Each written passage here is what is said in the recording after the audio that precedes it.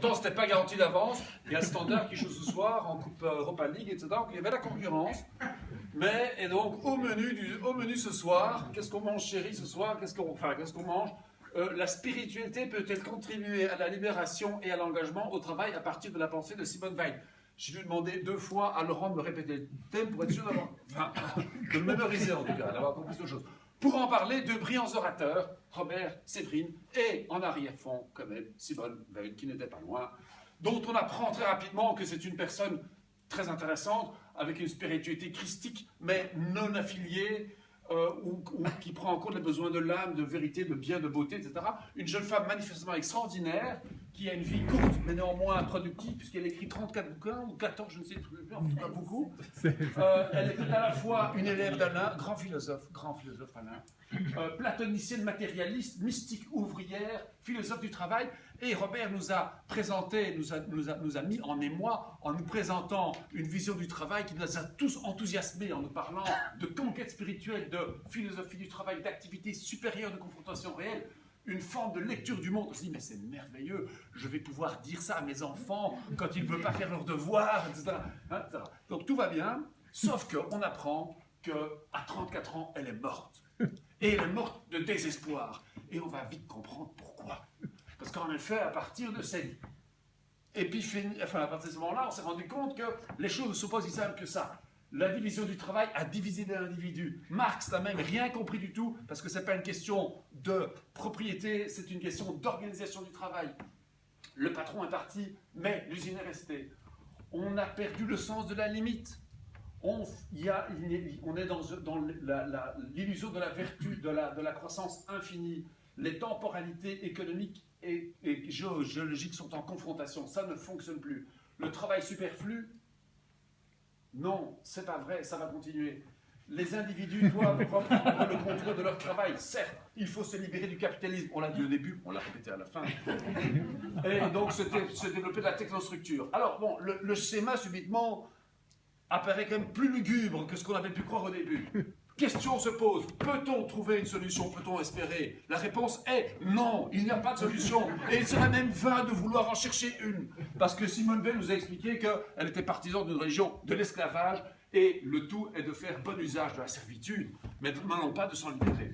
Alors, qu'est-ce qui s'est passé avec Simone? Le taylorisme, on oublie. Le fordisme, on oublie. D'ailleurs, le taylorisme, avec ces avatars modernes qui consistent, etc. Enfin bref, il reste quoi? Il reste à s'élever à un nouveau niveau d'utilisation des outils. J'ai pas compris, mais c'est pas grave. Elle se plonge, elle va en usine. Elle va en usine pour voir la vraie vie, etc. Elle fait une expérience épouvantable de servitude, de servilité, mais ça lui donne néanmoins un éclair spirituel. Bon, suite auquel elle arrive à dire que le travail peut être spiritualisé, mais pas dans la servilité, s'il n'y a pas de servilité sociale. Bravo Simone, continuez comme ça, merci. Et comment oublier et donc il y a toute cette théorie de concilier. Alors on arrive aux choses, on parle de management, on a un tout petit peu parlé comme ce soir. Comment concilier l'exigence du rendement et celle des travailleurs? Oui, bon, production, épanouissement, trouver la solution qui convient à tout le monde. Mais finalement, ça n'a pas duré longtemps parce qu'en réalité, on s'aperçoit que le discours de la globalisation aujourd'hui, c'est la même chose que la guerre. Et dans les deux cas, c'est la construction d'une lecture antagonique, et j'ai bien aimé ce que vous disiez, parce que je partage, bien soyez passant, la construction d'un discours qui plaque sur le monde une lecture antagonique de la réalité pour susciter une mobilisation générale au nom de laquelle tout est permis, hein, y compris l'oppression générale. Et donc, nous sommes dans cette lecture exclusive de la réalité, et donc, quelle est la solution? Ben, encore une fois, il n'y en a pas. Et donc, à chacun de tirer son plan comme on peut. Là-dessus, on enchaîne, sans discontinuer avec Séverine, qui en remet une couche et qui dit « Désolé mon cher Robert, mais vous n'avez rien compris, c'est le problème, c'est la bureaucratie. » Et donc, qu'est-ce qui se passe? Eh bien, elle nous rappelle les critères de la démocratie, de la bureaucratie, et nous expliquant que l'entrepreneurship de ce truc-là, c'est du pipeau, c'est la poudre aux yeux, et mais en remettant une couche en disant « Avec Simone, elle est merveilleuse, Simone, on l'aime bien, mais ça ne résout rien, mais au moins on déconne. Donc on comprend pourquoi on est malheureux, mais on le sera tout autant qu'avant. Et non seulement on comprend pourquoi on l'est, mais au cas où on vous proposerait une solution, grâce à Simone, vous allez être plus rapide pour vous rendre compte qu'en fait c'est pas une solution. Et donc il ne faut rien espérer. Et donc qu'est-ce qu'on nous explique?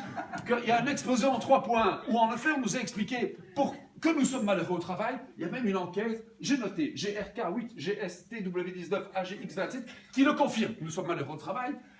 Pourquoi? Parce que, et c'est aussi intéressant, parce que nous sommes des plantes déracinées de nos cultures, de nos géographies, de nos méthodes de travail, etc. Quelles sont les solutions? Encore une fois, en fait, il n'y en a pas, parce que les solutions qu'on pourrait évoquer sont des leurs. Que ce soit l'entrepreneuriat, les coopératives, ça ne marche pas, ça ne donne rien. Et donc, on se retrouve après la pause quand même dans une crise au sein du groupe. Parce qu'on a passé toute une soirée pour s'entendre dire qu'on était vraiment dans la mouise. Et donc, est-ce qu'il y a une solution? Il y a des volontaires parmi le public qui ont dit oui, il y a des solutions. La solution intérieure, le salut intérieur. Mais directement, nos intervenants ont dit non, c'est un leurre de plus. C'est pas comme ça que ça fonctionne. Parce qu'en effet, en réalité, qu'est-ce que peut être un individu quand son moi est anéanti par le système et par le système? Et donc, ne rêvez pas, monsieur, votre solution n'en est pas une. Et donc, qu'est-ce qui se passe ici? Donc, le débat, ça part toujours en... Ça explose toujours les débats. Donc, en effet, on cherche une solution. Le public cherche une solution. Première hypothèse. Tiens, le problème, c'est de sortir de son caliméro, de se dire, tiens, je me prends en charge, etc. Mais du coup, grosse question, qui est le moi? Qui est le moi donc, qui devrait... Et d'abord, c'est un oignon, on a compris que c'est un oignon, mais y a-t-il un moi? Est-ce que ça existe un moi? À présupposer qui est-il, ça présuppose qu'il y en ait un. Peut-il exister même? Est-ce que ça peut exister en dehors de la socialité, en dehors de la conditionnalité? Pourquoi Mozart n'est pas devenu plombier et inversement? À ce moment-là, je me dis, je vais commencer à ranger un marqueur.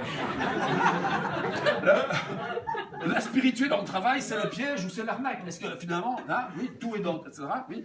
Donc, le surinvestissement comme une lutte contre le déracinement. La vie est un malheur, le malheur est essentiel. Et on peut faire du bon usage de la servitude, les propos qui se tiennent pendant. Inutile de se rebeller contre l'ordre des choses, on peut juste se rebeller contre les fausses nécessités. Mais là-dessus, où est passé le sens? Ah, c'est vrai, celui-là, dans notre société industrielle-capitaliste, il n'existe plus, car il était raboté par un discours unidimensionnel de l'économie, comme si la seule chose qui pouvait donner le sens, c'est l'économie. Ensuite, il y a eu un débat qui s'est prolongé, mais au cours duquel j'ai appliqué un des préceptes qui m'a été enseigné ce soir, qui était d'appliquer, où est-ce que j'ai mis ça? D'appliquer les deux techniques de survie qui sont